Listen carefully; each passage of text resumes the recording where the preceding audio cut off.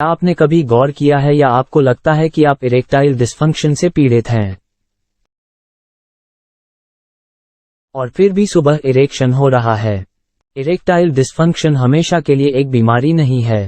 Erectile dysfunction के बारे में आपको चिंतित होना चाहिए। हम लगातार इस बारे में बात कर रहे हैं।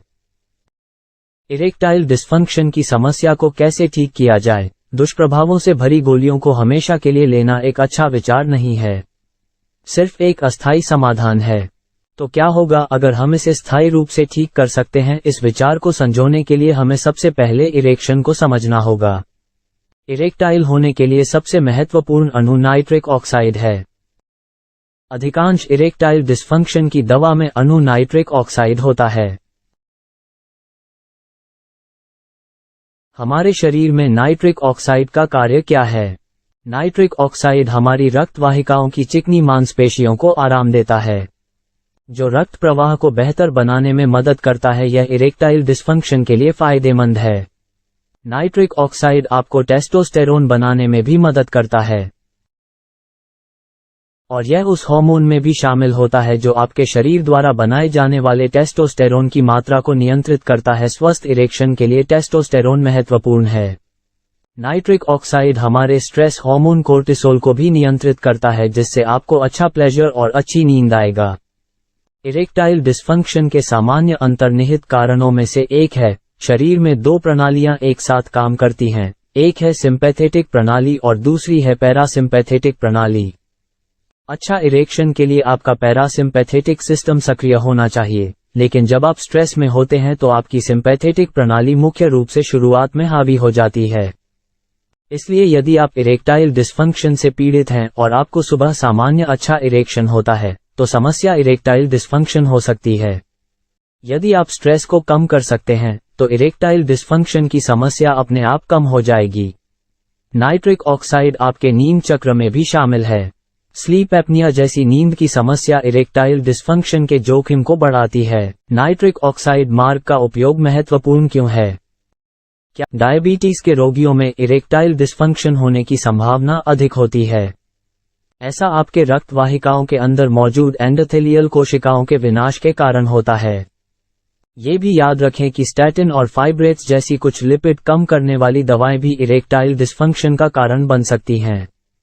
ये एंडोथेलियल कोशिकाएं आपके शरीर में नाइट्रिक ऑक्साइड का मुख्य स्रोत हैं। इरेक्शन के लिए नाइट्रिक ऑक्साइड और टेस्टोस्टेरोन यहाँ मुख्य कुंजी है। आमतौर पर नाइट्रिक ऑक्साइड और टेस्टोस्टेरोन 40 के बाद 50% कम हो जाता है। इसलिए हमारे शरीर में नाइट्रिक ऑक्साइड और टेस्टोस्टेरोन के स्तर को बढ़ावा देने का कोई तरीका है? जवाब हाँ है। टेस्टोस्टेरोन के स्तर को नेचुरली बढ़ाने वाले अमेजिंग फूड्स। मंसूरे टेस्टोस्टेरोन बूस्टर में 8 प्राकृतिक जड़ी बूटी गोखरू बड़ा, ताल मखाना, सफेद मूसली, वन्य काहू, जीवंती, अश्वगंधा, कौच बीज, उडगन बीज। गोखरू बड़ा के पौधे को पुरुषों में यौन हार्मोन बढ़ाने के लिए भी जाना जाता है। पुरुषों में टेस्टोस्टेरोन प्रजनन क्षमता बढ़ाने वाले हार्मोन लेवल को बढ़ाने के लिए गोखरू काफी असरदार हो सकता है। यह एक प्राकृतिक जड़ी बूटी है। ताल मखाना बढ़ता है टेस्टोस्टेरोन हार्मोन बढ़ता है। स्पर्म काउंट यौन इच्छा बढ़ाने में मददगार, नपुंसकता को करेगा दूर। सफेद मूसली में कामोत्तेजक गुण होते हैं, जो प्राथमिक पुरुष टेस्टोस्टेरोन के उत्पादन को बढ़ावा देकर पुरुष यौन स्वास्थ्य को बढ़ाता है। ये कामेच्छा, सहनशक्ति और समग्र यौन प्रदर्शन को बेहतर बनाने में सहायता करता है। वन्य काहू डायबिटीज, धातु रोग, असामान्य रक्तस्राव जैसे रोगों में काफी फायदा पहुंचाता है। अश्वगंधा इरेक्टाइल डिस्फंक्शन पर पॉजिटिव असर डाल सकता है। ये जननांग क्षेत्र में ब्लड फ्लो को बेहतर बनाने में मदद करता है, जिससे स्तंभन काम बेहतर हो सकता है। इसके अलावा ये स्पर्म क्वालिटी को बेहतर बनाने में मदद कर सकता है। कौच के बीज आपकी पावर बढ़ाने के लिए वरदान माने जाते हैं। नियमित रूप से इन बीजों का सेवन करने से कमजोरी, नामर्दी और शीघ्र पतन जैसी समस्याएं दूर होती हैं। उठगन थकान और शरीर की कमजोरी को दूर करने में भी फायदेमंद होता है। कुछ दिनों तक नियमित रूप से सेवन करने से शरीर की कमजोरी दूर होती है। साथ ही यह पुरुषों की यौन क्षमता को भी बढ़ाता है, अच्छा इरेक्शन शक्ति को बढ़ाता है। मैनशो टेस्टोस्टेरोन बूस्टर, एक कैप्सूल सुबह भोजन के बाद और एक कैप्सूल रात में भोजन के बाद, या किसी योग्य आयुर्वेदिक चिकित्सक द्वारा बताई गई विधि के अनुसार। इसे खरीदने का लिंक डिस्क्रिप्शन बॉक्स में है। नाइट्रिक ऑक्साइड के स्तर को नेचुरली बढ़ाने वाले उपाय और अमेजिंग फूड्स। आपको जो करना चाहिए वह है नियमित व्यायाम, योगा, और नियमित व्यायाम के कई लाभ हैं।